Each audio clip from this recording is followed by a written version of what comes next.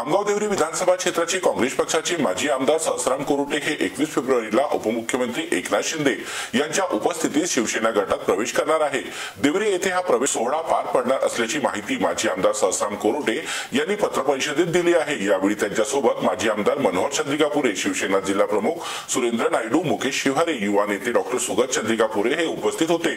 2024च्या विधानसभा निवडणुकीत विद्यमान आमदार सहस्राम कोरुटे यांची तिकीट काँग्रेस प्रदेश अध्यक्ष नाना पटोले यांनी एका सेवानिवृत्त अधिकाऱ्याला दिली असता आमगाव देवरी विधानसभा क्षेत्रात काँग्रेस पक्षाला पराभव पत्करावा लागला असता निवडणुकीच्या तोंडावर तिकीट कापली गेल्याने सहस्राम कोरुटे यांनी पक्षश्रेष्ठीकडे नाराजी व्यक्त केली आणि तिकीट वाटपात काँग्रेस प्रदेश अध्यक्ष नाना पटोले यांनी घोळ केल्यामुळे राज्यात काँग्रेस पक्षाची सरकार येऊ शकली नसल्याचा आरोप माजी आमदार सहस्राम कोरुटे यांनी केला असून उपमुख्यमंत्री एकनाथ शिंदे यांच्या कार्यशैलीवर विश्वास व्यक्त करत एकनाथ शिंदे यांच्या शिवसेना गटात देवरी येथे आयोजित कार्यक्रमात शिवसेनेत प्रवेश करणार असल्याची माहिती सहस्राम कोरुटे यांनी दिली आहे। 21 फेब्रुवारीला देवरी इथं क्रीडा मैदानावर ठीक 1 वाजता माझा पक्ष प्रवेश होणार आहे आणि त्या माझ्या पक्ष प्रवेशाच्या कार्यक्रमाला आदरणीय महाराष्ट्राचे पूर्व मुख्यमंत्री आणि आताचे उपमुख्यमंत्री सन्माननीय एकनाथराव शिंदे साहेब त्या ठिकाणी प्रामुख्याने त्यांच्या उपस्थिती मी पक्ष प्रवेश करणार आहे।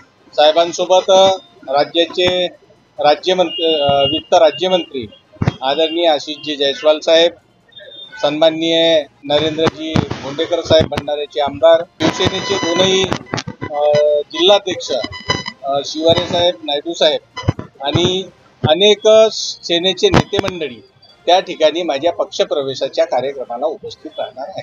तर 9 फेब्रुवारीला अर्जुनी मोरगाव विधानसभा क्षेत्राचे राष्ट्रवादी काँग्रेस पक्षाचे माजी आमदार मनोहर चंद्रिकापुरे यांनी उपमुख्यमंत्री एकनाथ शिंदे यांच्या उपस्थितीत मुंबई येथे आपल्या मुलासह प्रवेश केला होता।